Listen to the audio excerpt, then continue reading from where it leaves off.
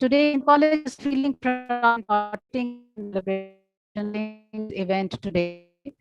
I, as speaker of this college, I extend a very warm welcome, and I also thank all of you to make us realize this event. We also are looking forward to several such events down the line in the coming months, and this is going to continue till August 2023. So we are looking forward to the participation, and particularly I'm saying this because we need a lot of participation from the students, and I'm sure all the Hinduites are always, ahead with all these kind of participations. They extend their help and support at any time that we need them. Thank you very much. And all the students who have taken so much of pains to organize this event, I really want to extend a very warm welcome to all of them. Thank you once again, and a very warm welcome to all the esteemed speakers. Thanks a lot, Madonna, and we can continue. Thank you, ma'am, for your inspiring words. Now we have students of Alankar, the Indian Music Society of Hindu College, performing a self-composed tribute to Gandhi.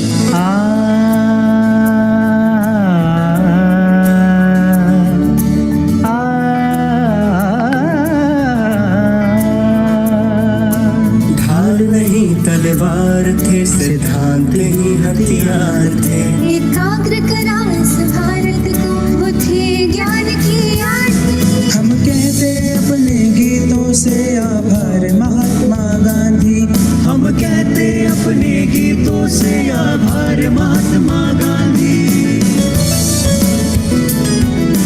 सोचा ना था जो पथ भी, वो पथ भी हमें दिखा दिया, आजादी की शब्द से लेकर जीना हमें सिखा दिया। मानवता की बात चलेगी, अपने बापू जिंदा है, जब जब उनकी राह चलेंगे तब तब बापू जिंदा है, तब तब बापू जिंदा है, तब तब बापू जिंदा है।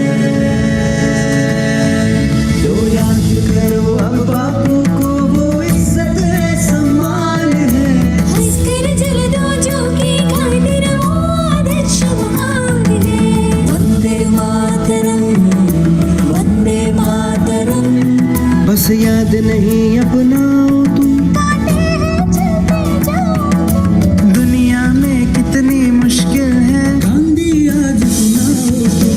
आज भी कुछ तो बाकी है, चाहे जमाना बीत गया, तुम अपना लो बस गांधी को, तो समझो गांधी जीत गया, तो समझो गांधी जीत गया, तो समझो गांधी जीत गया।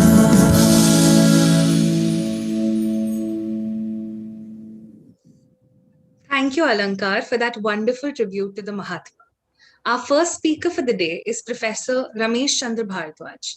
Professor Bhardwaj is the head of the Department of Sanskrit, University of Delhi, and he is also the director of Gandhi Bhavan, University of Delhi. He specializes in Indian philosophy and Vedic history. The topic of Sir's talk today is Swatantrata Andolan ke Prerak Tattva. I would now like to invite Sir to address the gathering. ओम। धन्यवाद मनीषा जी,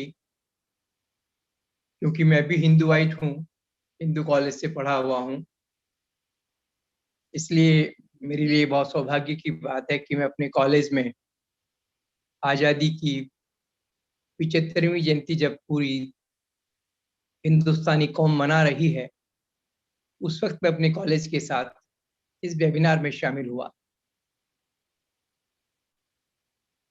हम जानते हैं कि भारत सरकार ने जिस तरह से 2 साल तक गांधी 150 का कार्यक्रम जनता के सामने रखा, और हमने पूरे 2 साल तक गांधी भवन में गांधी 150 के सैकड़ों प्रोग्राम किए, और उससे हमें लगा कि गांधी भवन के माध्यम से अपने महाविद्यालयों के गांधी स्टडी सर्कल के साथ काम करके हम शायद अपनी युवा पीढ़ी को एक अच्छा संदेश जो देश की आजादी के लिए हमारे नायकों ने हमारे सामने प्रस्तुत किया, उससे उनको अवगत कराएंगे। सौभाग्य से 150 खत्म होते होते आजादी का ये अमृत महोत्सव प्रारंभ हो गया, क्योंकि ये बहुत जरूरी था कि आजादी के 75 साल के बाद एक बार हम अपने हिंदुस्तान की जमीनी जो हालात हैं, जो हमारे वर्तमान में हमारी चुनौतियां हैं, हम उनकी ओर देखें और ये विचार करें कि क्या 1857 से लेकर, बल्कि मैं तो कहूंगा कि 1800 से लेकर, यानी 18वीं शताब्दी में जब भारतीय समाज के पुनर्जागरण के लोगों ने, राजा राममोहन राय हों, टैगोर हों, रामकृष्ण परमहंस हों, विवेकानंद हों, टैगोर हों, बंकिम चंद्र चटर्जी हों, तिलक हों, गांधी हों, इन सब लोगों ने भारत की आजादी के लिए जो आंदोलन किया, अपना सर्वस्व अर्पित किया, जिस आंदोलन में लाखों लोग शहीद हुए, करोड़ों लोगों ने अंग्रेजी हुकूमत की जेलों को रहकर यातनाएं सही, आखिर वो किस तरह का हिंदुस्तान चाहते थे जिसके लिए उन्होंने ये आंदोलन की पूरी पूर्व पीठिका बनाई। क्या उनके सपनों का भारत 1947 से लेकर 2021 तक, इन 75 सालों में, क्या उस तरह के भारत को बनने की प्रक्रिया को हम देख पाए हैं? शायद नहीं। वो कौन से इश्यूज थे, कौन से वो विषय थे जिनको लेकर हमारे फ्रीडम फाइटर्स ने इस आजादी की लड़ाई को लड़ा? हम अपने इतिहास का अवलोकन करें तो हम जानते हैं कि फर्स्ट सेंचुरी बीसी, जब पहली बार हमारे ऊपर विदेशी आक्रांताओं ने शासन करना प्रारंभ किया, बाद में कुछ 200-250 सालों के लिए गुप्त काल का समय आया जब गुप्त साम्राज्य ने भारत को भारतीय सांस्कृतिक मूल्यों के अनुसार चलाने का प्रयास किया। फिर विदेशी शक, हूण, आक्रांता आते रहे। 7वीं शताब्दी में हर्षवर्धन ने पुनः उन भारतीय मूल्यों की स्थापना का प्रयास किया। फिर उसके बाद हमें ऐसा कोई इतिहास में दृश्य दिखाई नहीं देता जो भारतीय समाज के स्वातंत्र्य पूर्वक अपनी प्रगति की ओर उसने यात्रा की। 12वीं शताब्दी से तो पूरी तरह से हम सामाजिक, धार्मिक गुलामी में चले गए, और 18वीं शताब्दी में अंग्रेजों के या यूरोपियन रिवॉल्यूशन के बाद जो यूरोपीय शक्तियां पूरी दुनिया पर कॉलोनियल सिस्टम ला रही थी, उन लोगों ने जिस तरह से धार्मिक और सामाजिक विषयों के साथ साथ भारत की जो सांस्कृतिक पहचान है, यहाँ का इंडिजीनियस नॉलेज सिस्टम, उसको तोड़ते हुए हमें आर्थिक रूप से पूरी तरह से जर्जर कर दिया। दादा भाई नौरोजी एक पहले व्यक्ति थे जिन्होंने अंग्रेजों की इकोनॉमिक पॉलिसीज को लेकर और हिंदुस्तान की गरीबी के कारणों पर निबंध लिखा। उन्होंने हमें बताया कि किस तरह से ये कॉलोनियल सिस्टम अंग्रेजों का हिंदुस्तान की जनता को न केवल गरीब कर रहे हैं, बल्कि उनको आर्थिक गुलामी में डाल के उनको उनका मोरल बिल्कुल खत्म करते जा रहे हैं। तिलक ने स्वदेशी के आंदोलन को उसी दिशा में प्रारंभ किया, मगर सबसे ज्यादा गांधी जी ने इस विषय को, क्योंकि गांधी को जब हम पढ़ते हैं तो हम देखते हैं कि गांधी ने इकोनॉमिक कंडीशंस देश की को देखना सबसे पहले नौरोजी के पत्र उस निबंध के बाद ही शुरू किया। क्योंकि गांधी वो पहला व्यक्ति था जिसने उस समय की 30-32 करोड़ जनता जो भारत की है उसके साथ अपनी एकात्मता को स्थापित किया, जिसने जाति, धर्म, क्षेत्र इन सबकी सीमाओं से ऊपर उठ करके भारत की गरीब से गरीब जनता के साथ तादात्म्य स्थापित किया। गांधी जी ने पूरे देश का दौरा किया, पूरे देश की परिस्थितियों को देखा और ये पाया कि हिंदुस्तान अपनी इस विषम परिस्थितियों का जो दास बना हुआ है उसका कारण ये है कि हम अपनी पारंपरिक मूल्यों को, हम अपने पारंपरिक जो हमारी ज्ञान परंपरा है, जो न केवल मानव समाज का बल्कि पूरी भूमंडल की प्रकृति के साथ सामंजस्य रखते हुए अपने को जिंदा रखता है। इसे हम लोग कहते हैं भारतीय सांस्कृतिक मूल्य। गांधी जी के आप साहित्य में कहीं भी ये नहीं देखेंगे कि हमको जो है कोई नई चीज बनानी है। गांधी ने शब्द हमेशा प्रयोग किया रीजनरेशन। इकोनॉमिक कंडीशंस को रीजनरेट करना है, विमेन पोजीशन जो हमारी महिलाओं की स्थिति समाज में उसको हमें रीजनरेट करना है। तो गांधी जी मानते थे कि ये भारतीय समाज पिछले हजारों लाखों सालों से जिन सामाजिक, धार्मिक, आर्थिक मूल्यों को लेकर चला आ रहा है उसके आधार पे एक नए भारत का निर्माण करना होगा। और साथ ही उसके कारण जो हिंदू समाज में, भारतीय समाज में मध्यकाल में विदेशी आक्रांताओं के समय में जो हमारे समाज में गंदगी आई है, जो हिंदू समाज की धर्म के नाम पर, सामाजिक मान्यताओं के नाम पर जो गंदगी आई है, उसको हमें हटा करके इस सोसाइटी को रीजनरेट करना है। इसलिए गांधी जी ने ऐसा कोई मानव जीवन का पहलू नहीं था जिस पर उन्होंने विचार ना किया हो, चाहे वो शिक्षा का विषय था, चाहे वो आर्थिक पहलुओं का विषय हो, चाहे वो सामाजिक दलितों के, महिलाओं के, कोई भी जितने भी विषय हैं, उन सबको उन्होंने पूरी तरह से एड्रेस करते हुए और अपने समय के अनुकूल समाधान देने का प्रयास किया। मैं नहीं मानता कि भगत सिंह ने अगर अपना सर्वस्व अर्पित किया, अगर तिलक ने, लाजपत राय ने अंग्रेजों की लाठियां और जेल की काल कोठरियों में जीवन बिताया, चाहे वो वीर सावरकर थे या जितने भी स्वतंत्रता सेनानी थे, अलग अलग विचारों की हो सकते हैं, और उन सबका उद्देश्य ये था कि भारत जो है वो एक ऐसा समाज बने जो न केवल स्वयं प्रगतिशील हो, आर्थिक रूप से संपन्न हो, बल्कि पूरी दुनिया के सामने वो एक उदाहरण भी रख सके।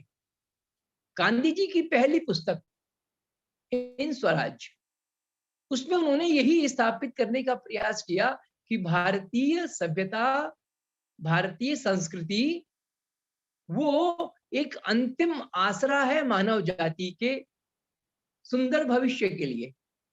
उन्होंने पश्चिमी सभ्यता को शैतानी सभ्यता कहा, जिसका आधार है हिंसा और शोषण।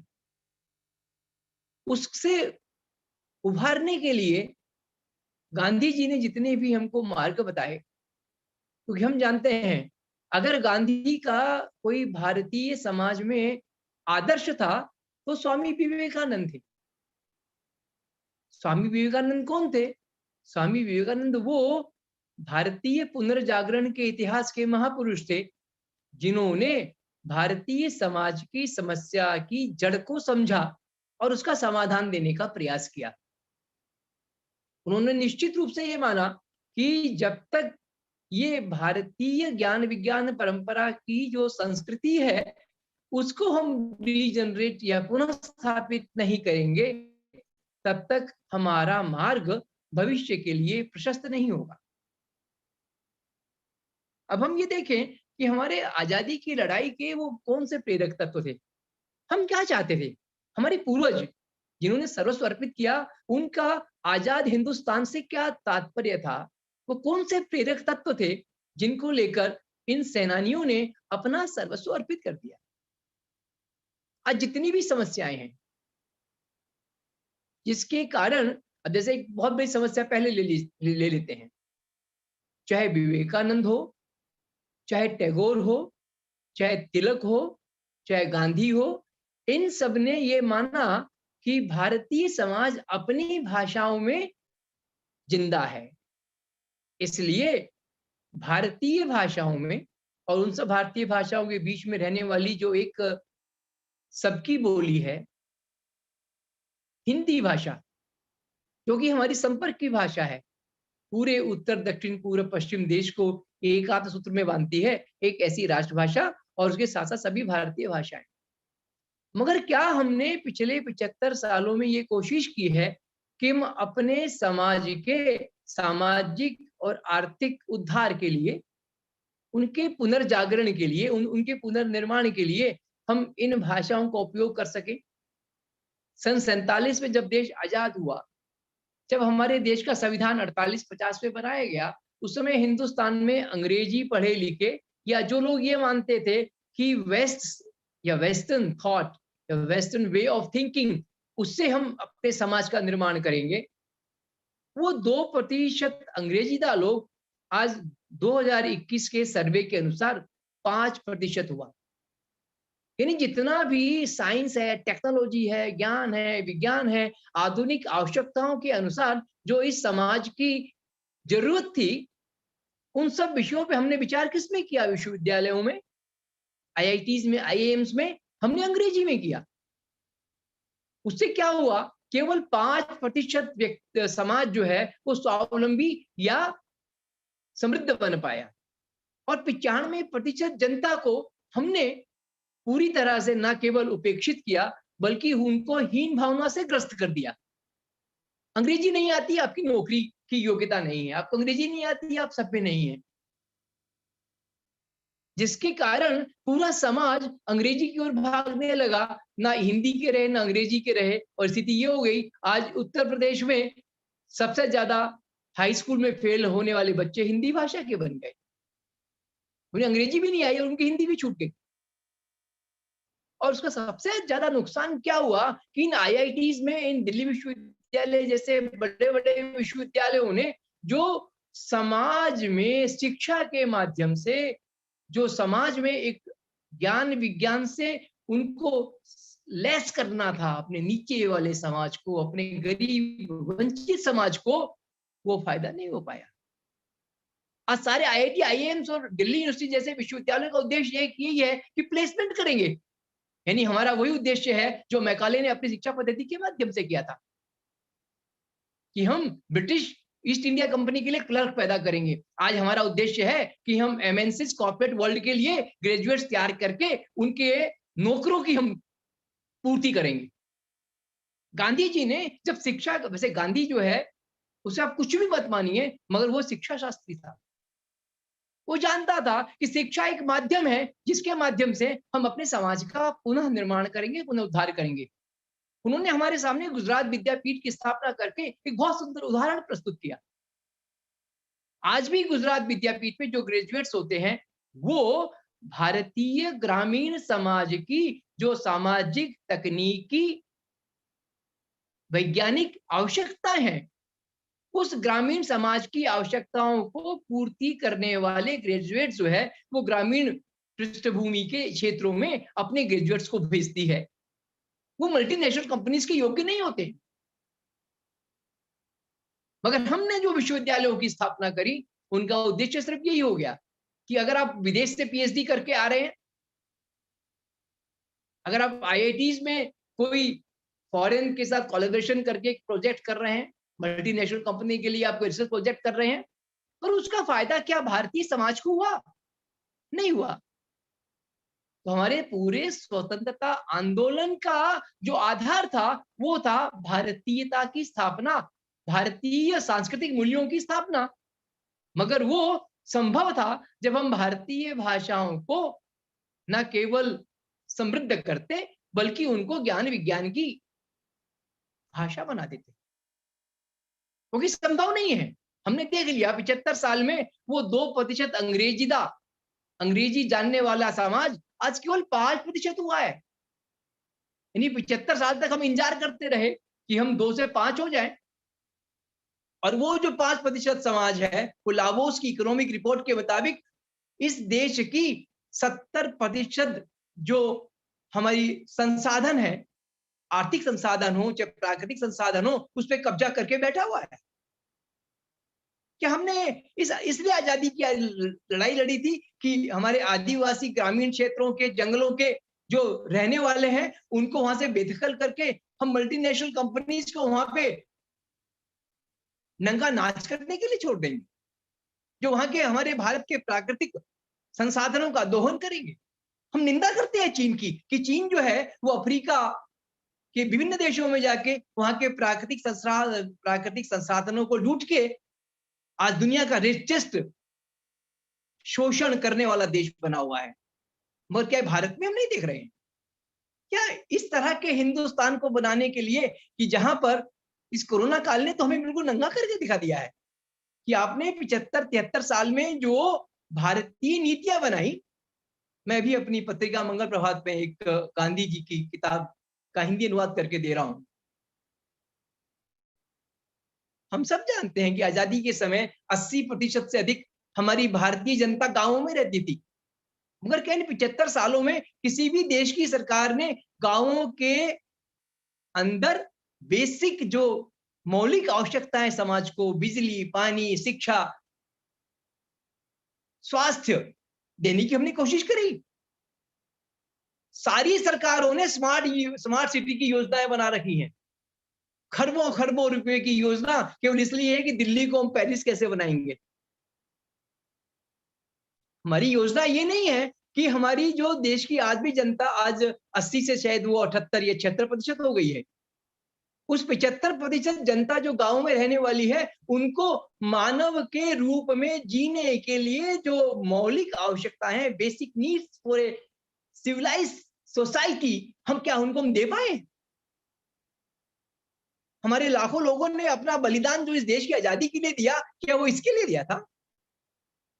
क्या आज जब हम आजादी का अमृत महोत्सव मना रहे हैं उस समय हमको इस पर विचार नहीं करना चाहिए? क्या 75 सालों में हमने अपने देश की बहनों के लिए, माताओं के लिए एक ऐसा समाज बनाने का प्रयास किया जहां वो सम्मान पूर्वक जी सके? 6 महीने की बिटिया से लेकर 80 साल की वृद्धा महिला तक किस तरह से इस भारतीय समाज में दम घोट के उसको हम मारने का प्रयास कर रहे हैं। उसका ये पाप है, उसका दोष है कि वो स्त्री के रूप में इस संसार में पैदा हो गई। ना वो घर में सुरक्षित है, ना वो सड़क पे सुरक्षित है, ना वो कॉलेज में सुरक्षित है। इस तरह का समाज हमने बना के रखा हुआ है क्या? ये तमाशा क्या हो रहा है? क्या जो लाखों करोड़ों महिलाएं आजादी की लड़ाई में गांधी जी के आह्वान पर अपने पूरे परिवार को, सबको छोड़कर जिन्होंने जेल की यातनाएं सही, क्या उन बहनों ने, उन माताओं ने अपने देश की आने वाली पीढ़ी महिलाओं के लिए क्या इस तरह के भारत की कल्पना की थी? हम दलितों की स्थिति देख लें। हम जानते हैं कि भारतीय समाज में मध्यकाल में जो गंदगी आई, जिसके कारण जातिगत ऊंच नीच की भावना, जबकि पूरे 12वीं शताब्दी से लेके और 18वीं शताब्दी तक संतों ने भारतीय भाषाओं में इस जात पात ऊंच नीच को तोड़ने के लिए कितना साहित्य लिखा, कितना आंदोलन किया। हमारे स्वतंत्रता सेनानियों ने भारतीय समाज में इस जात पात को तोड़ने के लिए, ऐसा नहीं है कि ये ऊंच नीच जात पात जापान में नहीं थी या चीन में नहीं थी या यूरोप में नहीं थी, पर उन लोगों ने अपने आप को सभ्य समाज के रूप में स्थापित करते हुए उन गंदगियों को सामाजिक कुरीतियों को हटा करके एक सभ्य समाज बना लिया। क्या हमारे देश के आजादी के दीवानों ने, उन बलिदानियों ने इस तरह के आज के भारत के लिए अपना सर्वस्व अर्पित किया था? ये विषय सब बात सोचने के हैं, बुरा मानने के नहीं है। हमको अपने समाज की, क्योंकि गांधी जी ने अपने अंतिम वसीयतनामे में, जिसे हम लोग रचनात्मक कार्यक्रम की छोटी सी पुस्तक मानते हैं, गांधी जी ने हिंदुस्तानी समाज की जो 18 आवश्यकताएं हैं, कुरीतियां हैं, जिनमें हमको समाज में कंस्ट्रक्टिव वर्क करके उसको दूर करना था, समाज में नए हालात पैदा करने थे, उनके लिए एक कार्यक्रम देश को दिया।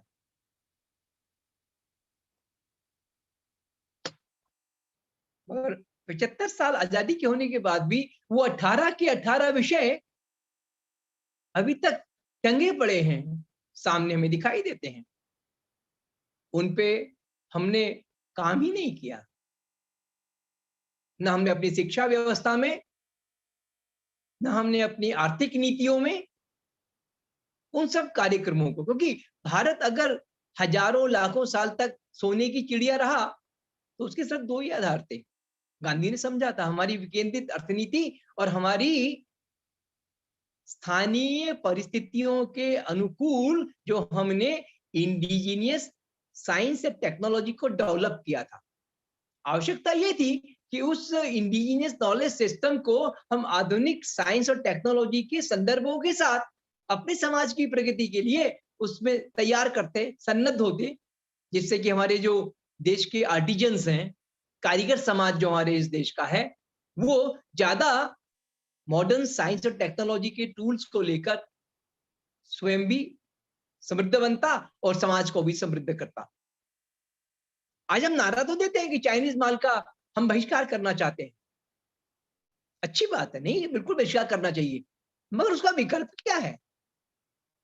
उसका विकल्प यही है कि हम इन मल्टीनेशनल या विदेशी कंपनियों के माल को अगर नहीं खरीदना चाहते तो कम से कम हमारे यहाँ जो परंपरागत उद्योग धंधे हैं, जो प्रकृति के साथ सामंजस्य प्रेम बनाते हुए बिना प्रकृति को, बिना ओजोन परत को नष्ट किए अपने समाज की आवश्यकताओं की पूर्ति को, कितना हो सकता था जब हम अपने समाज में शहर की बजाय गांव को आगे रख करके गांव को समृद्ध बनाते, उस पंचायती व्यवस्था को सुदृढ़ बनाते, जिसके आधार पर ये समाज पिछले हजारों लाखों साल से सरवाइव करता आया है।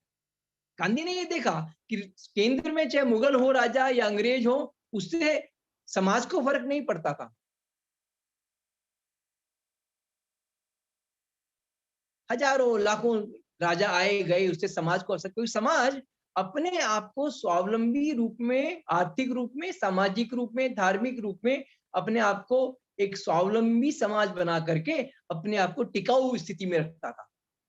क्योंकि अंग्रेजों के जाने के बाद, आने के बाद पूरी तरह से हमारी वो व्यवस्था ध्वस्त हो गई, जिसके विषय में मैंने पहले संकेत किया था, नौरोजी का वह लेख, जिसमें उन्होंने भारत के गरीब से गरीब होने के क्रम को उजागर किया था।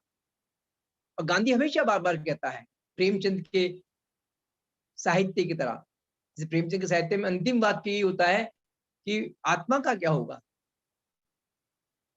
तो मेरा सिर्फ कहने का तात्पर्य, क्योंकि यहाँ दो वक्ता और हैं जिनको सुनने के लिए मैं भी उत्सुक हूँ, मेरे ही कॉलेज के टीचर्स हैं, मेरे गुरु लोग हैं, मगर अगर भारतीय स्वतंत्रता आंदोलन का कोई एकमात्र कोई प्रेरक तत्व था तो वो था भारत के पुनर्सांस्कृतिक जागरण को करते हुए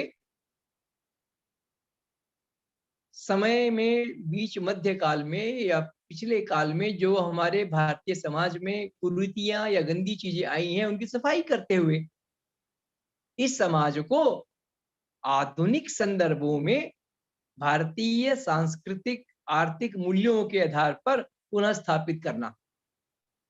और वही भारत की आत्मा है।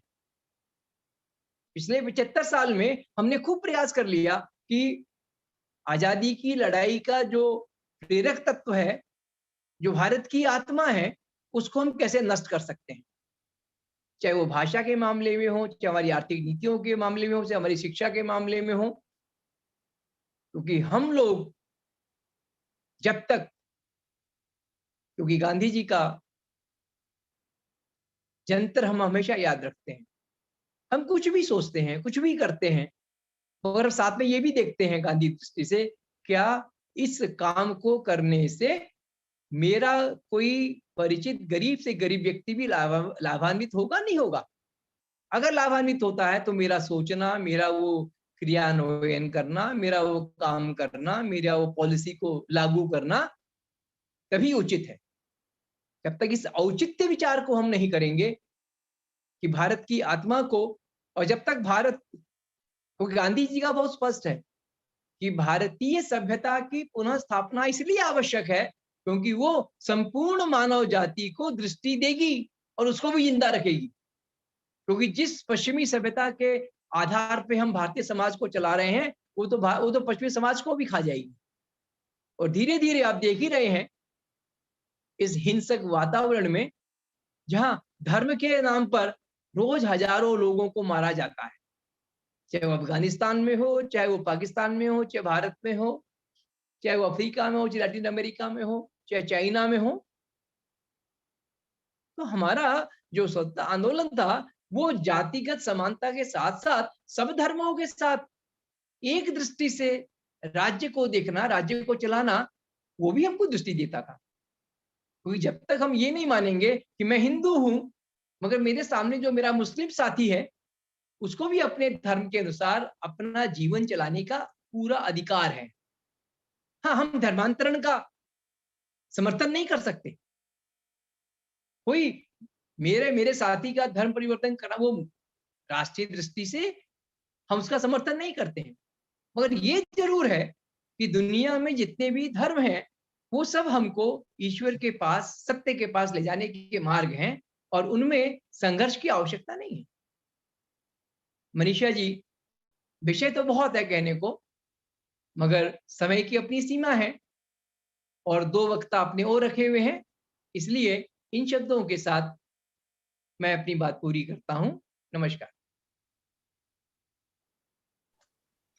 Thank you so much, sir, for your invaluable insight into Swatantrata ke Prerak Tattva. Something we've all understood from Sir's talk is that our freedom fighters spent their lives in shackles only to free us from them. And even after that, we've become slaves to the cultural and social colonization again in the contemporary world. We as a society have abandoned our indigenous learning systems to adopt Western ones. Something we need to do is to concentrate on not just building smart cities, but on our villages too. The need of the hour is to make an effort towards molding India to the visions that our freedom fighters had had. Now we have a solo performance of the song Dhyanor Bharat Pranor Bharat by Komalika Das, a student of Hindu College and a member of Alankar, the Indian Music Society.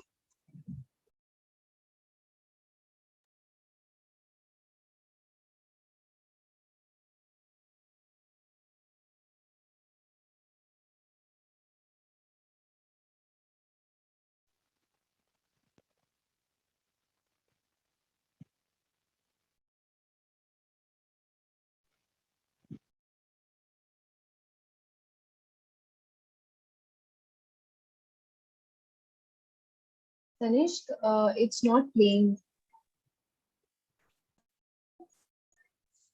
Could you please share your screen again?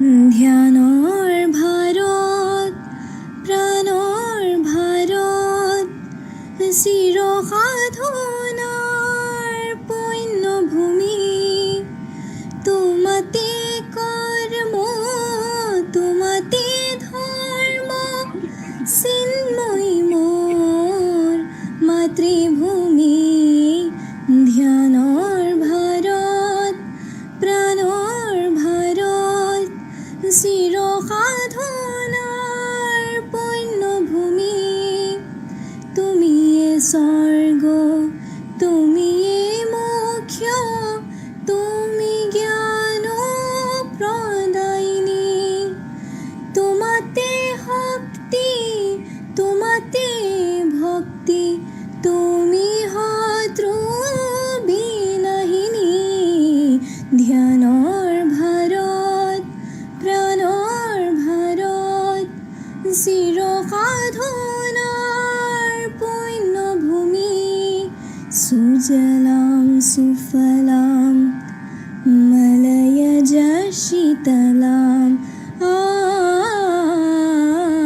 সকলো বাসনা মনৰ কামনা তোমাৰ কাৰণে ত্যাগিম আমি তোমাৰ মূৰ্তি দেখিলে আগত পূজাৰ গণি জ্বলে জেউনি ধ্যানৰ ভাৰত প্ৰাণৰ ভাৰত চিৰ সাধনাৰ পুণ্যভূমি Thank you so much, Kumalika, for your beautiful rendition of the song. Our second speaker for the day is Dr. Chandrachud Singh. Dr. Singh is an associate professor in the Department of Political Science, Hindu College, University of Delhi. Dr. Singh holds a doctoral degree from the University of Birmingham, UK, where he also served as India's country champion. He's a regular contributor in both electronic and print media. The topic of Sir's talk today is Future as Present, why the Mahatma matters more than ever. I would now like to invite Sir to address the gathering. Over to you, sir.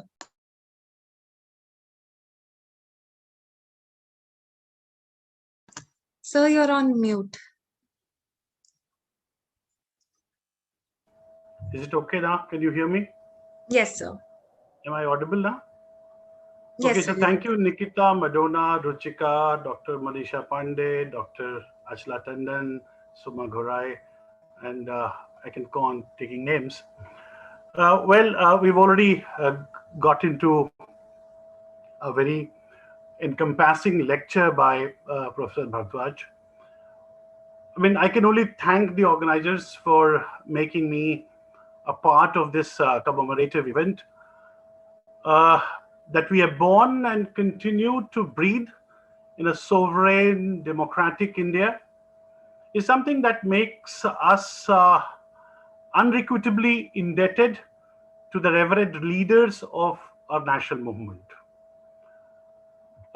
It's a matter of always a matter of privilege and pride to be talking or presenting before colleagues and students.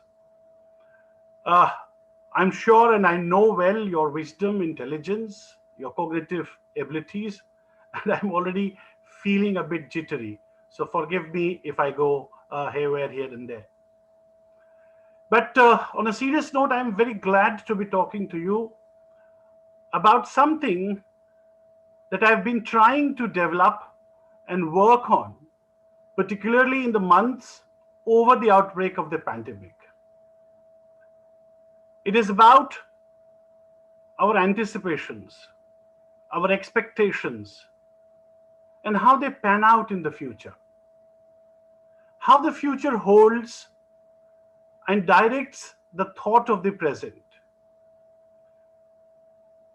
I'll try and contextualize this, and in doing so, we'll try to elaborate on Gandhi's future, that is our present, and what might have molded his thoughts and why those ideas matter more than ever.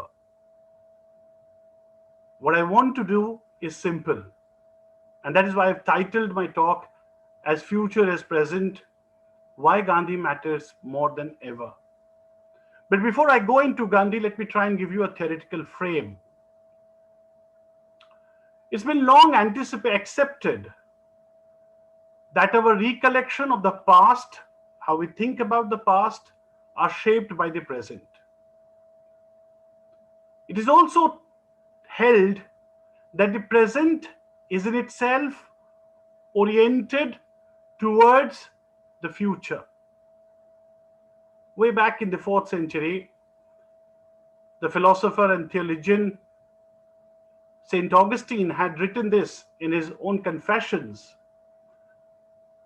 Augustine observed that when he began to recite a psalm, a prayer, he did so while looking forward, always expecting what was to come. I mean, Augustine would argue that his recitations were extended in two directions: towards his memory, that is all that he had already recited, and towards expectations, what he was about to recite. Something like you put me in between, so whatever I would speak, I'm aware of what Professor Bhardwaj has already spoken, but I'm also anticipating what Dr. Verma would be speaking. So, the present and so these kind of thoughts were also later on expanded in the works of people like Edmund Husserl, but more particularly his student Martin Heidegger. Husserl proposed a phenomenology where the temporal dimensions, the presentism, was more important, while Heidegger would reject this, and would still talk about two things which I think is very important: the protensions and the retentions. Retention is always the immediate awareness of what no longer exists, whereas protension is the impressional openness of the consciousness of the future. Heidegger would believe that it was precisely the pressing into the future that constitutes who we are at a primordial level. It is in the futurally that temporality, that is the first of all, the first of all awakens the present. The future awakening the present, this idea seems to me opening a new door for understanding, or shall I say, re-understanding what Gandhi might have been anticipating about the future of India, both as a country and as a civilization, and what might hold, and what that might hold for our present. A man guided by his inner voice, as Gandhi was, some of the things that he might have anticipated, questions that he may have asked or may have popped to himself, anxieties and speculations about the future of India that he might have had. Would Indians be able to live in harmony together without being prejudiced by the innumerable identities that they have? What kind of developmental strategies would Indians adopt? And how would that impact not just the human and nature balance, but also the future of Indians, their jobs, their education? I think such questions of our collective future must have been very high on his mind. And so it is important that we go back to understanding his thought process in order to decipher, assess, reassess who we are and how have we done on those accounts. Just to put it simply, very simply, how Gandhi's press towards the future might have activated his present, and why those concerns ought to be valued in our times.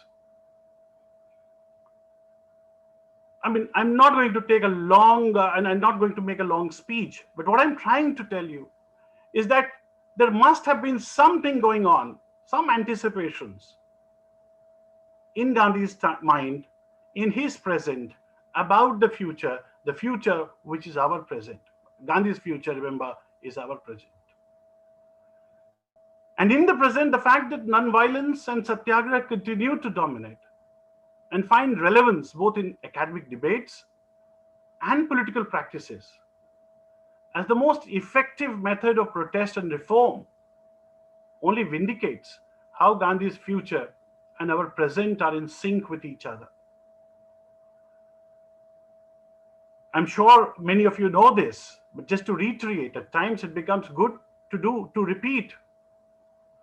Gandhi's statue now adorns the Parliament Square in London, just next to the statue of Winston Churchill. There are many statues there. What is more important is to know the fact that Gandhi's statue is the only statue of a person who never held any political office, and yet it's on the Parliament Square. Almost 73 years after his assassination, Gandhi lives both ideationally as well as in practices. And his followers range, there's a range of followers that he has.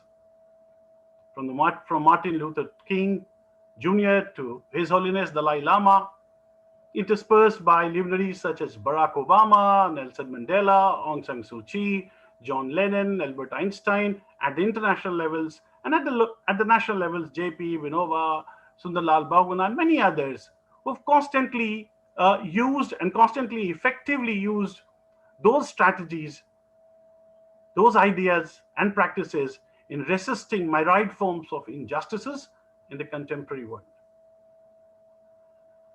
Let me very candidly accept that the post-Enlightenment thinking that the march of secularization would eventually result in death of religion, at least in matters of governance and administration.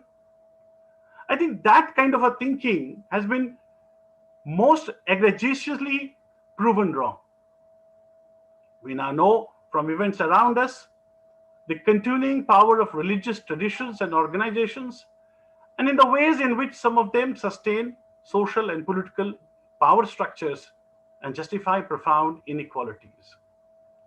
So wasn't Gandhi way ahead in grasping the ubiquitous role of religion, something that the Western intellectuals miserably failed to realize? And if that indeed is a correct assessment, then we need to look into his attempts, or shall I say methods, of reforming those practices that conveniently mushroom in the name of religion and customs and only fuel inequalities, subordination, and exploitation. Having said this, let me now return to Hindu Swaraj, because that is the text which has all that Gandhi thought about the future. That's why Raghavan Iyer aptly calls Hindu Swaraj the point de appui of Gandhi's moral and political thought. Written just in 10 days. Gandhi took just 10 days to write that Hindu Swaraj. I think between November 13 and 22, on board the Kildonan Castle, the ship that Gandhi took to return to South Africa from London, wrote in Gujarati.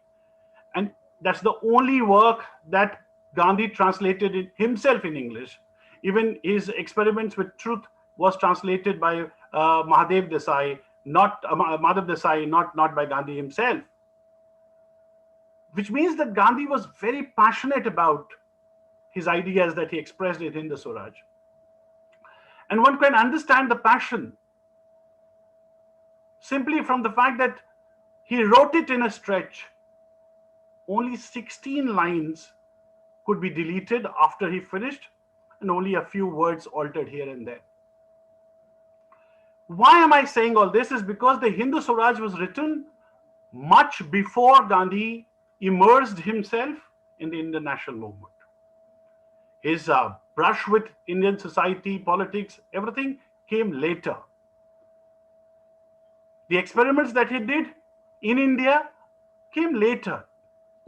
But the fact of the matter is, Hindu Swaraj continued to serve the basis of his experiments and continued to remain the touchstone of his beliefs and actions regarding the future of India, which is what I call our present.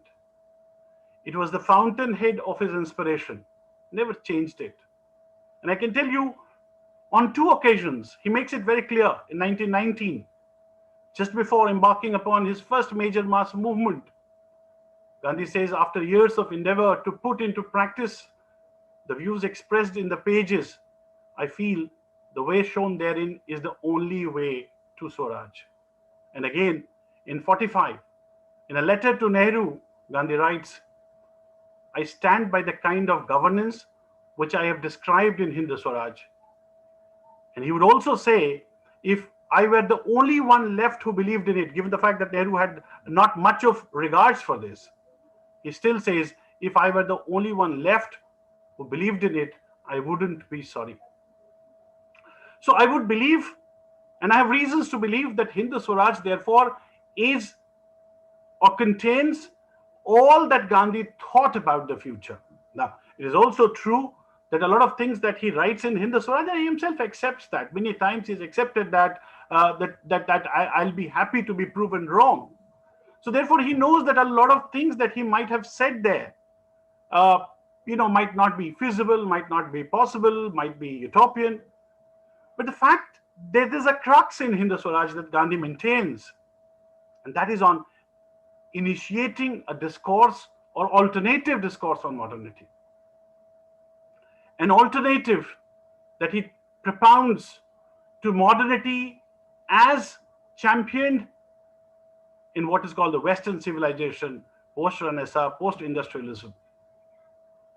So the Hind Swaraj is about a program of action and behavior that Indians can think of, could follow, to make that alternative modernity a reality. Because Gandhi was convinced that the Industrial Revolution as it happened in the West was transformative. It brought a lot of changes in people's life, but more importantly, it also brought a lot of changes in people's attitude to themselves and the world around them.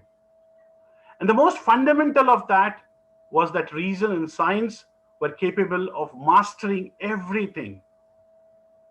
Mastering nature, mastering interpersonal relations, mastering the relationship between man and women, man and kids, everything. This, Gandhi thought, would lead to greed and finally to violence. And that is why he was opposed to that. Though he picks that other tradition also from the West, the alternative West, call it whatever, he tried to believe that the alternative modernity would have to be based or would have to start from a place which is by and large untouched by the Western modernity or modern civilization, as we call it. And that is why he would want, or he wanted, that place should be, as Professor Bhardwaj said, in the villages, because these Indian villages were not tainted by modernity, the Western modernity and its pernicious features. And that is why he had a lot of love and regard for the people who lived in villages. It is in the traditional villages that a new world or an idea of a new civilization governed by the value of common morality, in which each member performed his duty for the other, and I'll come back to it later, was what Gandhi thought would serve India's interest in future. Gandhi was emphatic that this alternative morality or modernity, would have to start from the villages, had to be non-violent, and the peasantry had to be at the forefront of it. He knew that the peasant were passionate about what they believed in. They were passionate, had the faith, and they could also take on sufferings, because that was also very necessary in making the peasants or transforming a person into what is called a two Swarajist via the method of non-violence, via the method for standing for truth. Now, why am I saying this? Because this is what Gandhi thought, and that is how Gandhi conceptualized his ideas of Swaraj, starting on from the village. Why I brought all this was simply to give you an idea, and I think you will relate it to more to what I'm trying to say now. You've seen farmers sitting on the borders around Delhi, and I'm not the person to get into the debate into whether they are right or they are wrong.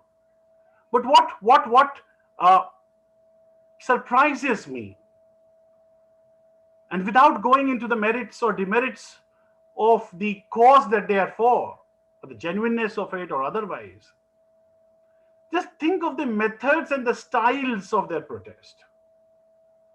And if they've not been able to move even an inch in terms of getting their demands, it is time that they should introspect, because Gandhi thought that the pageants were the ideal to lead Satyagraha and to lead the movement from front. Why is it that they have not been able to do so? I don't know about the reason. I don't know about their cause. But I'm pretty sure if you go to those dharna sites, and I've had the opportunity to go while traveling, you see trolleys converted into permanent houses, air conditioners fitted in there. That is not what Satyagraha was all about. That was not how Satyagrahas were to be done. Perhaps this is where these movements, the movements that we see all around us, need to go back and think in terms of those strategies of suffering, of sacrifices, that would allow them to get into what they basically want. Those styles of protest, which otherwise is still called Gandhian, I think that requires a lot of reformulation, a lot of recalibration. And the last point that I would want to make about Gandhi's thinking then and how is it valid today, or what Gandhi might have thought while penning his ideas in Swaraj, or in Swaraj, is a relationship between what we call the self and the other. How do we bridge those divides?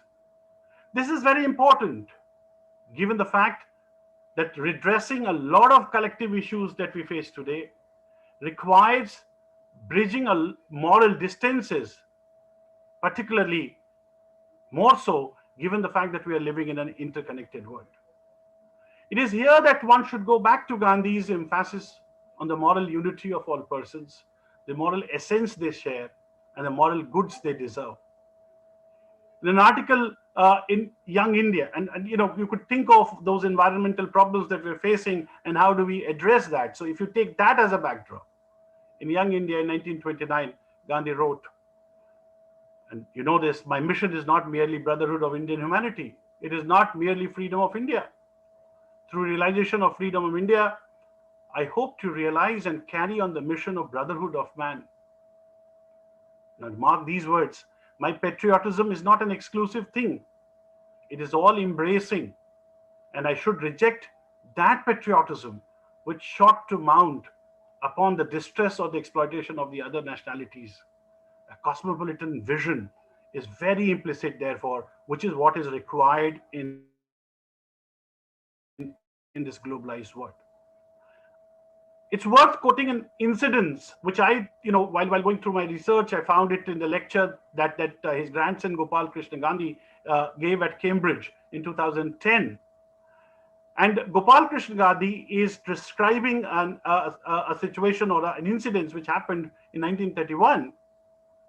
And that was during his last visit to London. Gandhi was asked, and remember this was the last visit. Gandhi was asked a question by a journalist. How far, Mr. Gandhi, would you cut India off from the British Empire? Witty as Gandhi was, his reply was quick, emphatic. From the empire entirely, from the British nation not at all. India should love to be equal partners with Britain, sharing her joys and sorrow. The journalist comes back. To what extent, he was asked, would India be prepared to share the sorrows of England? Gandhi says, to the fullest extent. It might have been surprised, the journalist might have been surprised, but if you analyze it in the backdrop of the moral and ethical ideas, it only denotes Gandhi's concern for the other, including those across national boundaries. So what do I, what is the takeaway in terms of whatever I may have said now? I'm sure it will take some time to develop this into a full-fledged article, maybe very soon. But if you go back, and if Gandhi was thinking while writing Hindu Swaraj, he may have said a lot of things.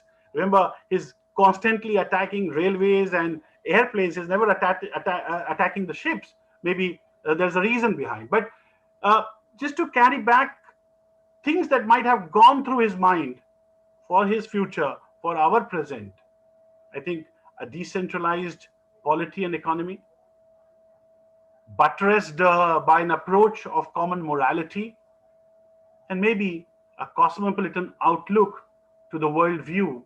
I think that is what Gandhi may have hoped for his future and our present. And I'm sure not many present here will disagree on this. Thank you so much. I rest my case here.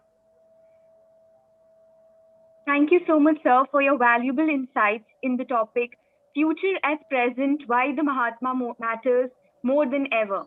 What we garnered from your speech is that how we think about the past is shaped by our present. Future awakening the present is very important to interpret what Gandhi had in store for us. Gandhiji was surely ahead of his time, and we surely need to learn from him. Gandhi was very passionate about the idea of Hind Swaraj.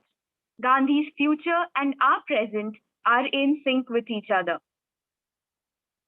Moving ahead, I'd like to invite our next speaker for today, Dr. Archana Verma.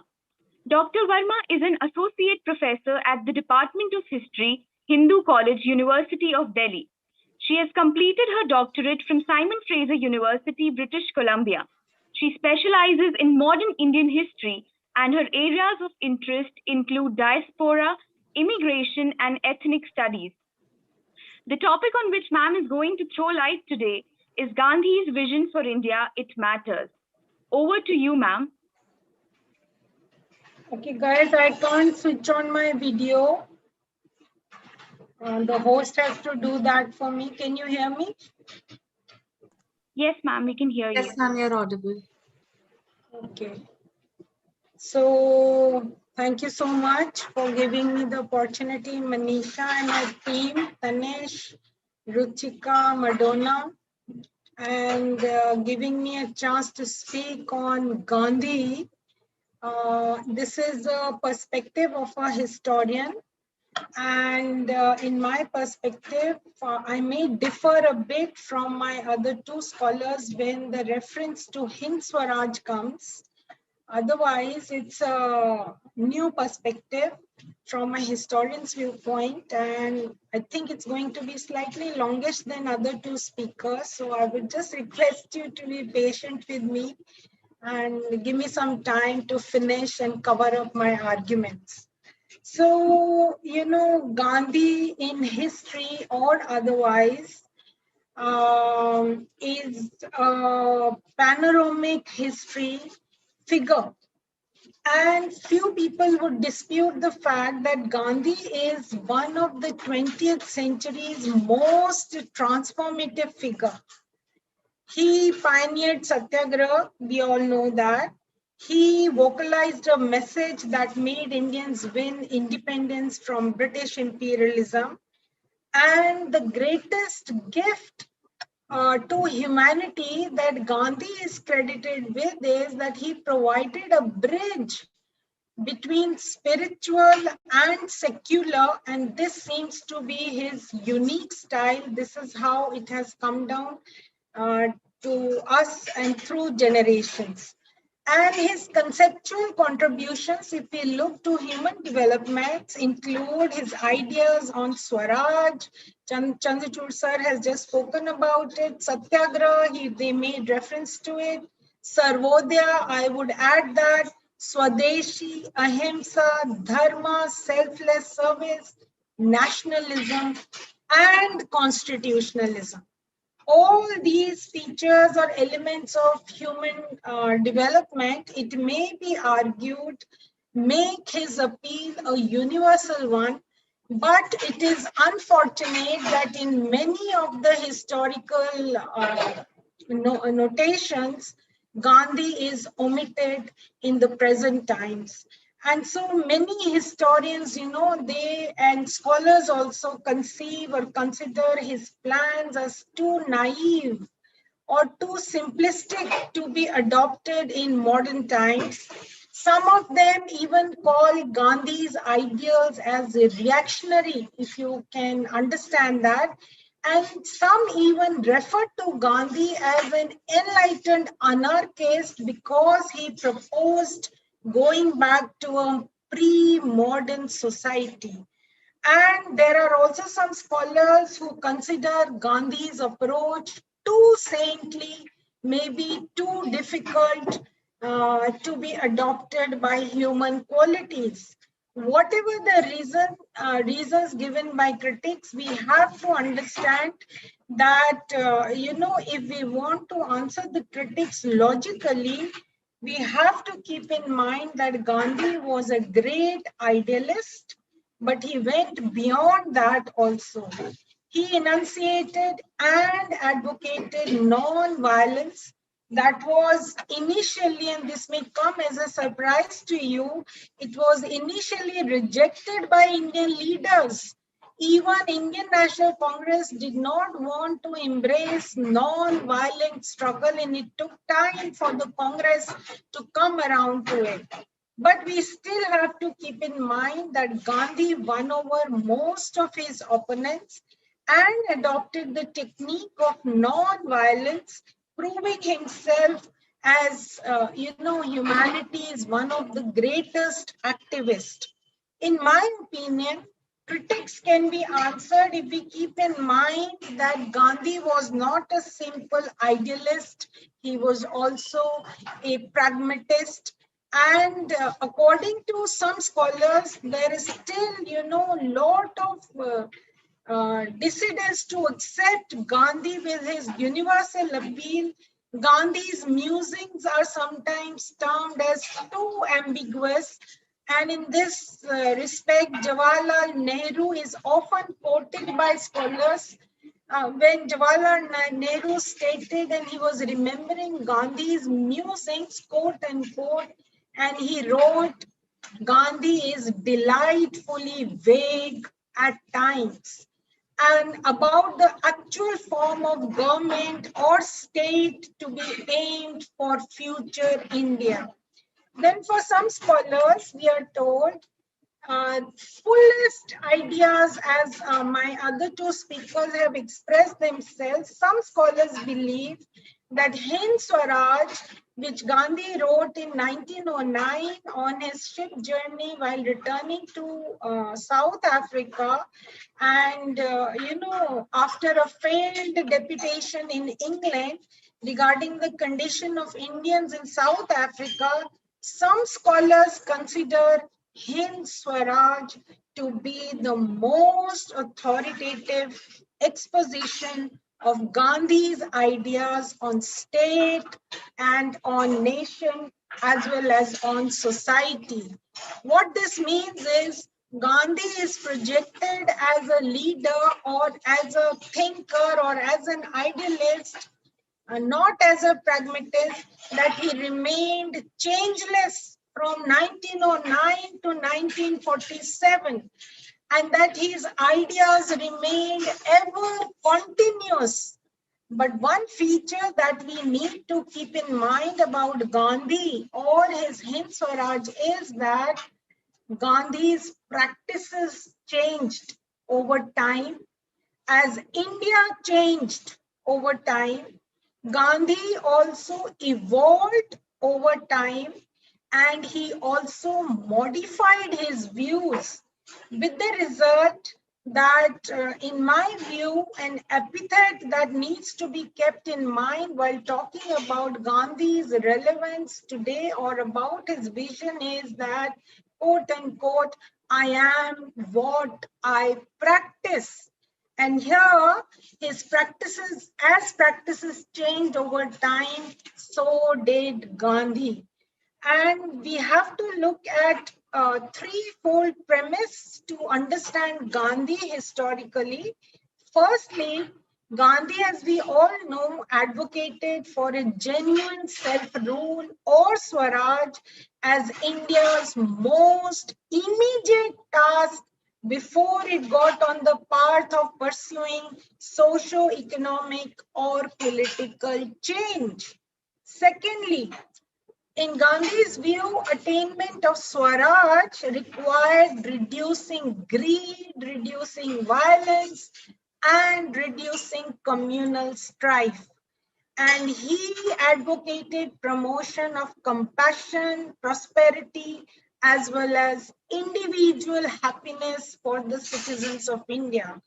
Thirdly, for Gandhi, what we have to remember is that what Bhardwaj sir also spoke about it, that reform of one's soul, it should be the precondition for any Swaraj government attaining dignity of labor as well as establishing a trusteeship of wealth.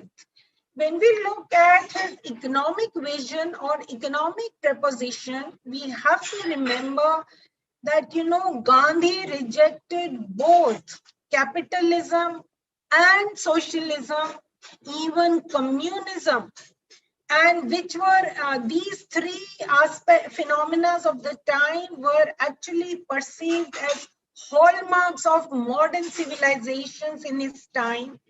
And we are also told that sometimes such ideas to reject capitalism, socialism mystified even leaders like Jawaharlal Nehru himself.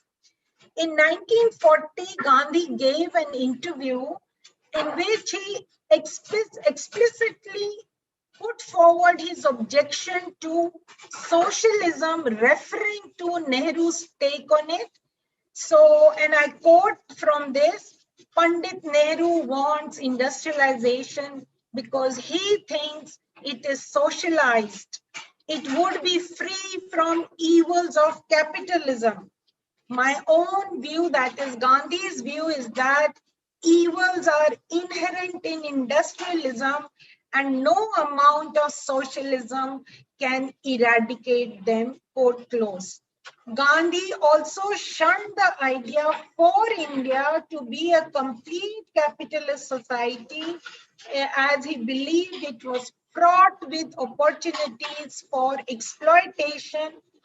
And when Gandhi would, put forward his ideas, Nehru sometimes reacted with complete disdain, and Gandhi's economic ideas Nehru would talk about as utterly wrong, impossible of achievement. Despite this, Gandhi continued to publicize his unorthodox views. His speeches, his writings suggest that he had envisaged a state for India grounded in such economies that advocated self-reliance for India and India to be a self-sustaining nation embracing commercial cooperation. In his economic proposition, in terms of millions of villages, about which the early two speakers have also spoken, Gandhi promoted the idea of khadi production until such time when a better system of supply, when a better system of work and adequate wages were made possible for every able-bodied person above the age of 16, male or female, found usually in fields and cottages or factories in every one of the villages of India. So attainment of khadi industry meant redesigning the economic planning for future India in order to avoid the mistakes of massive industrialization that Western countries had undergone. And so Gandhi openly rejects massive industrialization for India. And this was going to have a far-reaching effects. For example, we have to remember productivity of basic industries, symbolically called khadi industries, would have to be limited, not generating enormous surpluses, not depending upon millions of consumers, and most significantly, he visioned an economy not built upon the acquisition of colonies, military power, empires, and wars. So Gandhi promotes spinning of wheel, spinning of khadi, and because of his respect for manual labor as the ideal method to achieve Swaraj or self-rule.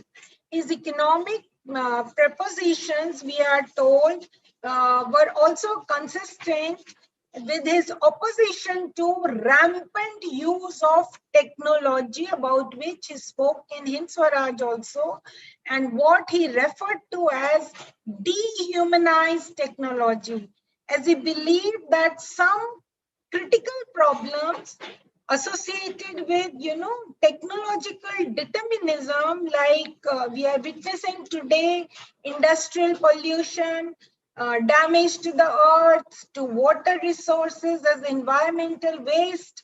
In rejecting technological determinism, Gandhi was willing to accept that the nature, the quality, and the role of technology must not be determined by profiteers or power mongers alone, and that it should be based on human considerations. At a very early age, Gandhi had outrightly rejected modern technology when he wrote Hind Swaraj, and he derided about the use of trains, the trucks, and more such things. But in the 1920s and 30s, we see his practices undergoing change, and he readjusted his stand on technology to be and accepted such technology that does not make human beings irrelevant to the machinery or economy. So, and then his vision for India also involved fighting the curse of poverty, particularly agricultural poverty and food security, which in India at the time, we all know, were the results of centuries of colonial exploitation and neglect. And Gandhi believed that having to depend on basic imports, not making India achieve self-sufficiency, were contradictory to his economic vision. So in Gandhi's vision for India, the ideal economy was tailored to make India self-sustaining, be it from the point of view of India's villages. When we look at Gandhi's perspective on the nature of Indian state and how he envisioned it, we have to look at two propositions or two perspectives. One, as Chandrachud sir also reflected upon, one argument places Gandhi's concept of Indian state as a reconciled idea of both Western and Eastern traditions, and the other suggests that it was an original concept based on Indian traditions, which Professor Bhardwaj emphasized via the Hind Swaraj. Whatever be the basis for these arguments, these reflect on two things. One, a narrower but a wider connotation for a state, and two, for a broader society. And to achieve that, Gandhi visualized a constitutionally limited state for India as such, because he was very critical of centralized, hierarchical, and very bureaucratic state. And he did not want India to undergo what centuries of control by Britain had made India. Gandhi believed that such features constrained self-governance, and in his vision, Indian state actually it was in 1930s that his ideas about the Indian state undergo change when he begins to look at the state, starts to look at the state as a vehicle of change for Indians, that is a state holding remedial potential. And one example of this can be given, the state he envisioned to abolish institutional injustices like untouchability. And in this conception, a state, according to Gandhi, must guarantee and secure rights of citizens by doing away with discrimination. So to build an ideal state for India, in Gandhi's perception, was first to achieve self-rule, and because of that, he became a champion of individual rights in society, and also a believer in universal human equality, based on the notion that individuals in society, in states, in nations have inalienable rights to resist a coercive state or a coercive political system. Of course, the starting point for this was British imperialism. But it can be argued that, there was something unique about Gandhian understanding of a political state, because he donated human activity to exercise power, not profiteers, not power mongers. And for that, he wanted the people to be made to be, he wanted people to be enabled to pursue life in a better way and not as subjugated citizens. So state formation for Gandhi was not meant to be a soulless enterprise. And what this meant was that the politics or political system needed to help build a state, or a state in a manner that society could be reformed.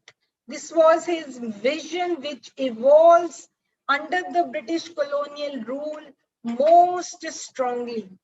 Then he was also very vocal about his criticism for contemporary political systems.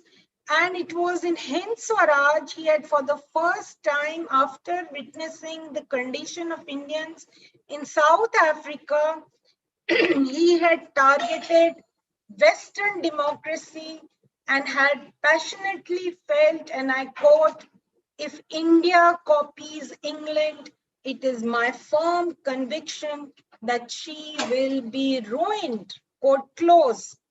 In the colonial context, he did not want the country to move towards what he called enlightened anarchy, and proposed for India in future constitutionalism.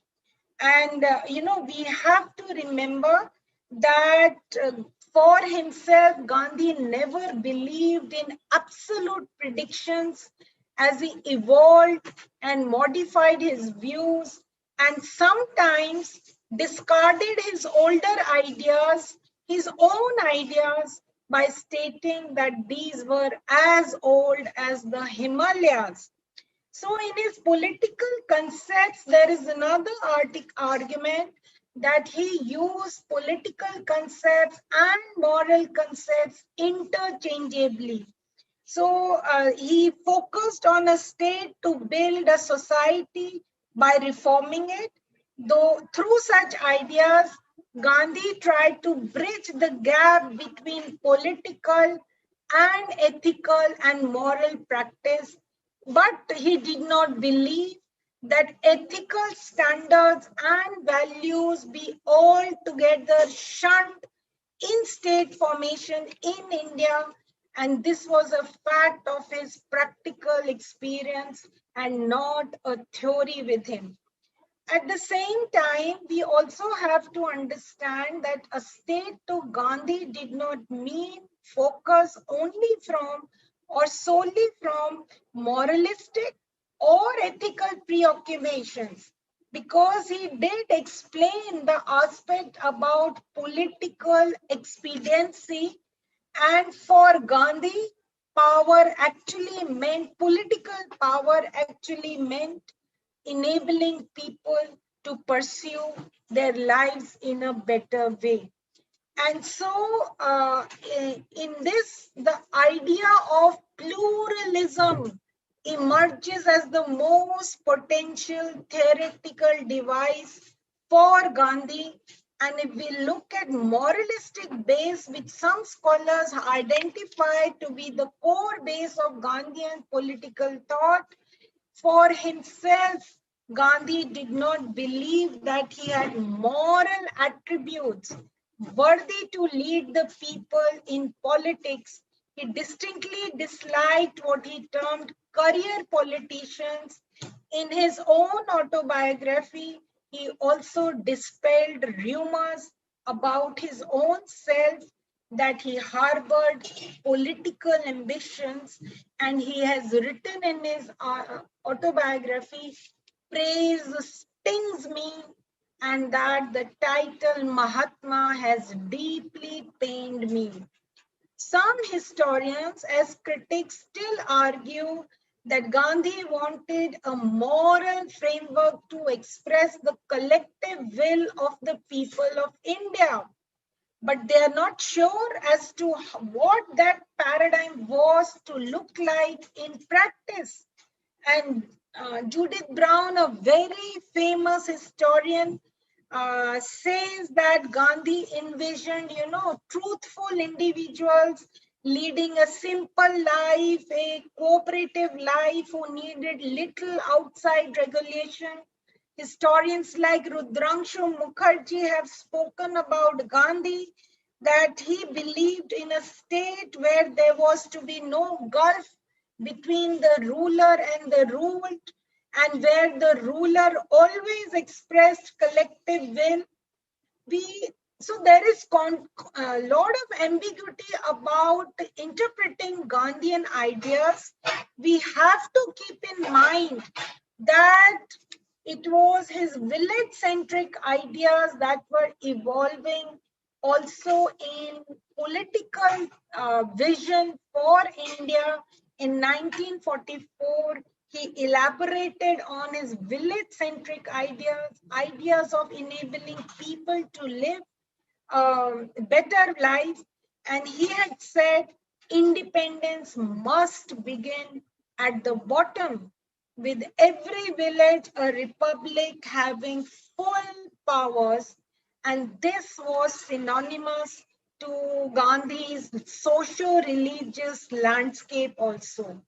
His political ideal of self-sustaining villages could not be achieved without a desirable landscape that was built on cultural values or social behaviors.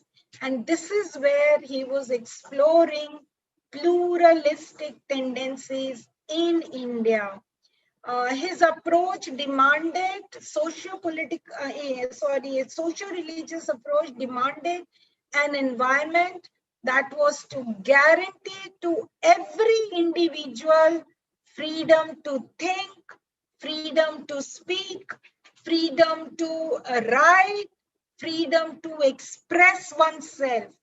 And this can be interpreted as a concept, human concept, If this can be interpreted as a human concept, then we must ask a question, is this capacity available to all? And Professor Bhardwaj and both Chandrachud reflected on this question also.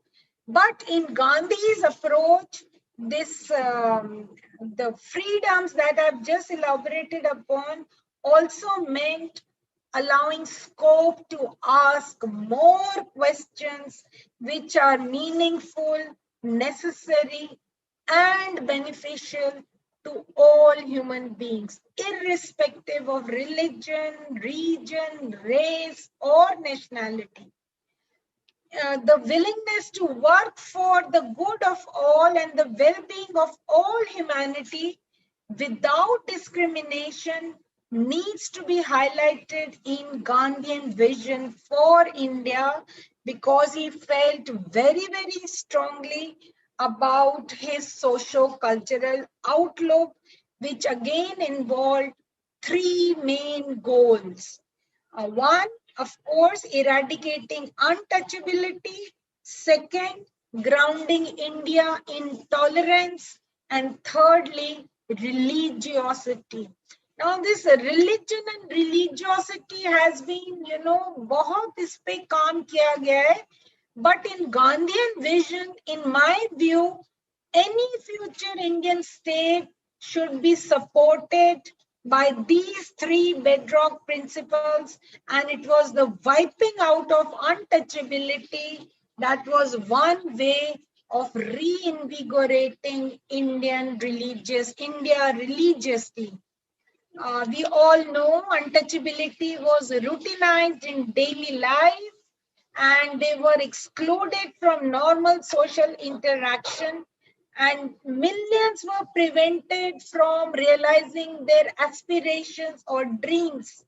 But most importantly, to Gandhi, untouchability interfered with self-rule and Swaraj. In two words, this can be, in a formal sense, this emphasis can be translated into two things. One, morality, and the other, freedom. But we have to keep in mind that in the early years of his initiation into the national movement, Gandhi insisted on being a Sanatani Hindu for himself, and even seemed to defend caste and Varna system. He even appreciated restrictions on intercaste dining, intercaste marriages, say between 1915 when he returns from Africa to early 1920s. But by late 1920s, he was openly deriding caste, and he was frontally breaching the caste system. And he even declared in open meetings publicly, and I quote, if Varnashram goes to the dogs in the removal of untouchability, I shall not shed a tear. In 1933, Gandhi progressed further on this theme, and by asserting that one could not be perpetuated or determined merely by birth or heredity, because a combination of natural qualities and natural aptitudes determined one's vocation. This is a very little known fact about Gandhi, so I thought I must talk about this feature. And then by 1935, his final position on caste was that caste had to go. And by that time, he begins to challenge the orthodox who wished to maintain caste prejudices and untouchability. Then at another level, Hind Swaraj had seen Hindu-Muslim unity as a crucial vision for future India. But this vision, as we already know, was constantly hampered by the extent of communal feelings in the late 1920s, 1930s. In fact, still India achieved independence. And Gandhi had by that time distinctly distanced himself from traditional Hinduism, and even though continuing to talk about himself as a Sanatani Hindu, in non-cooperation movement, we saw Gandhi making an appeal to religion on non-sectarian basis, and that was the most severe departure from the Hind Swaraj. And his insistence on respecting all religions projected a view of the polity or a state as being neutral. And but when partition happened, no matter how much he disliked it, he had to, or how much he must have regretted, he had to accept it as the reality in India. But then yet again, another vision that becomes relevant was his propagation of universal suffrage, which he had developed very, very concrete convictions by the time he was participating in the second roundtable conference in 1931 and was advocating before the British the principle of universal adult suffrage to be introduced in India. Of course, had the British done that, India would have become independent very early. The British continued to harp on maintaining restrictive franchise. And then 1930s May, with the launch of the civil disobedience movement, this idea of the universal adult franchise begins to take more concrete shape as women begin to participate in the national movement. And in 1931, when Indian National Congress brought out the Karachi Resolution on Fundamental Rights, it was vociferously supported by Gandhi. So Gandhi remained committed to liberty, equity, equality before law, maintenance of neutrality of the state throughout. And if we try to conclude, we have to understand that Gandhi's goal of equity remains the same throughout his career. But we have to remember that the manner in which it was sought to be executed, say from the Hind Swaraj right till the partition of India or independence of India, uh, Gandhi's response changed to circumstances as the circumstances changed depending on the context. And his vision, therefore, is very relevant today, and it matters as his ideas for India were that of a true nation builder. Thank you very much for listening patiently. And I'm done with that, okay? Thank you so much, ma'am, for your valuable insights into the topic Gandhi's vision for India. What we gathered from your speech is that we need to remember that Gandhi evolved over time with respect to his opinions and ideas. He advocated for self-rule in bringing about social, political, and economic change. Gandhi's rejection of capitalism, socialism, and communism, which were perceived as hallmarks of Western civilization, mystified leaders even such as Nehru. He envisaged a state for India grounded in economies that advocated self-reliance. Gandhi's vision for India involved fighting the curse of poverty, particularly agricultural poverty. He also wanted to implement village-centric ideas. He visualized a constitutionally limited state for India. Gandhi's ideas were indeed visionary. Now I would like to invite Dr. Achra Tandon, an associate professor at the Department of Sociology, Hindu College, to deliver the vote of thanks. Good evening, everyone. What an inspirational evening, I must say. Thank you so much. On behalf of the entire Hindu College fraternity, I wish to thank our very esteemed speaker, Professor Ramchandra Bhardwaj ji, for kickstarting this momentous occasion and celebration of Hamare Bharat Ki Azadi with your very insightful presentation, sir. And when I heard that you are from Hindu College, I must confess, I must apologize. I was not aware you're from Hindu College.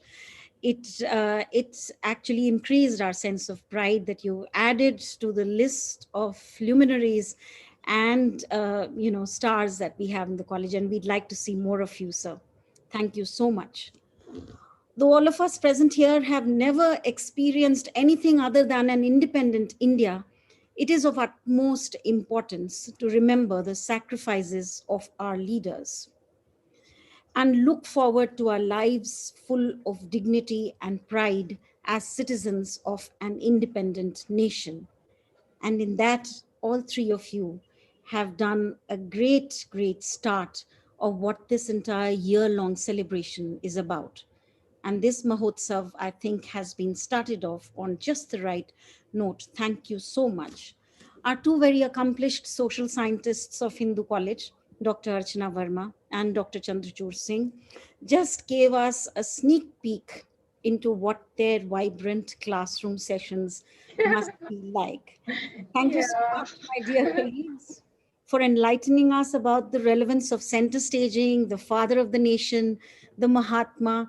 Dr. Archana Verma, I will continue to use the name Mahatma because I would think that he deserves it any day more than anyone else who would be making claims of the same today in today's times, whose life, Mahatma Gandhi's life, shall continue to inspire us, and especially in these conflict prone, turbulent times, in fact, even more so. And in reminding us of that, I cannot reiterate enough. You've all done such an excellent inspirational exercise. Thank you very much, all three of you. I must express our entire college community's sense of gratitude to the Ministry of Culture for collaborating with us on this momentous, occasion. And we definitely look forward to more associations of the same. I would also like to put on record our singers' contributions, our singers from Alankar, as well as Ananya,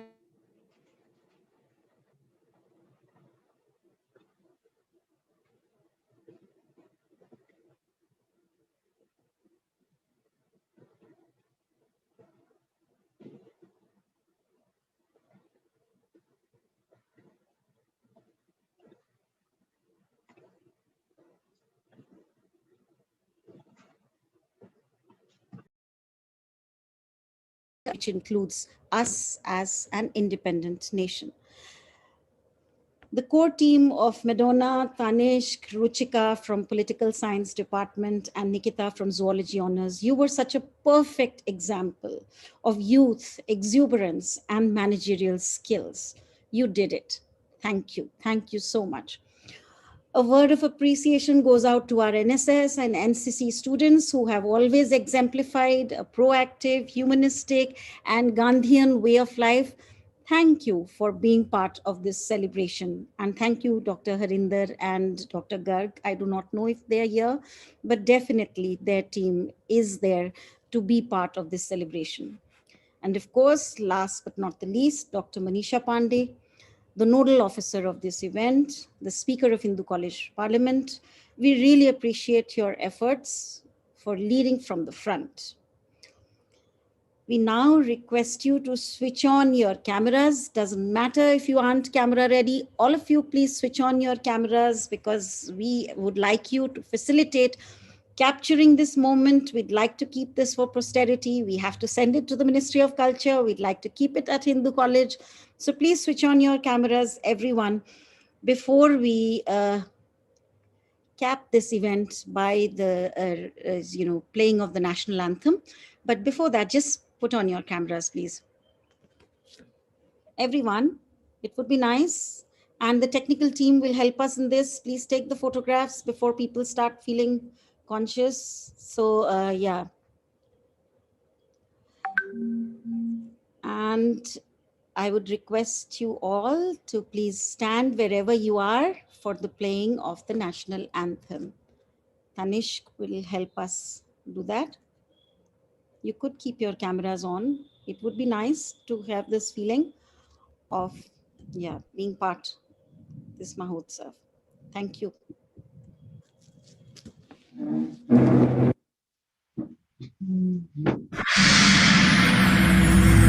Jana Gana Mana अधिनायक जय हे भारत भाग्य विधाता पंजाब सिंध गुजरात मराठा द्राविड़ उत्कल गंगा विंध्य हिमाचल यमुना गंगा उच्छल जलधि तरंगा तव शुभ नामे जागे तव शुभ आशीष मांगे गाहे तव जय गाथा जनगण मंगलदायक जय हे भारत भाग्य विधाता जय हे जय हे जय हे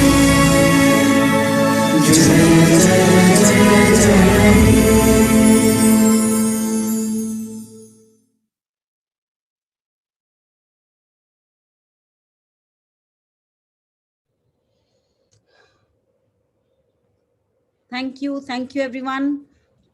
We'll see each Thank you, other. Archana. Lovely vote of thanks, and we'll see each other in the next session of the program.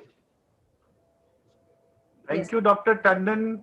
You were, as usual, at your eloquent best.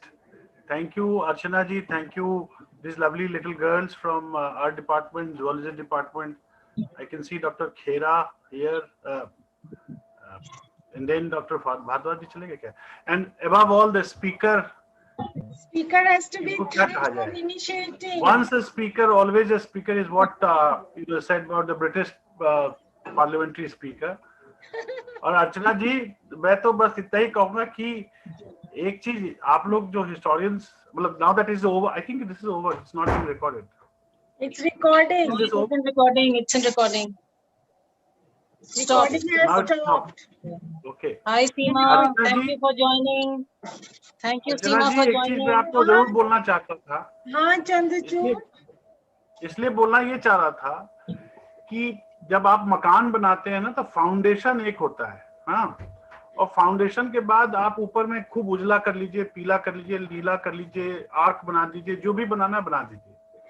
I think the problem with historians is that they look at the arc, they don't look at the foundation. So Gandhi's foundational philosophy, एक second sir, Gandhi's foundational philosophy has never evolved, has never changed.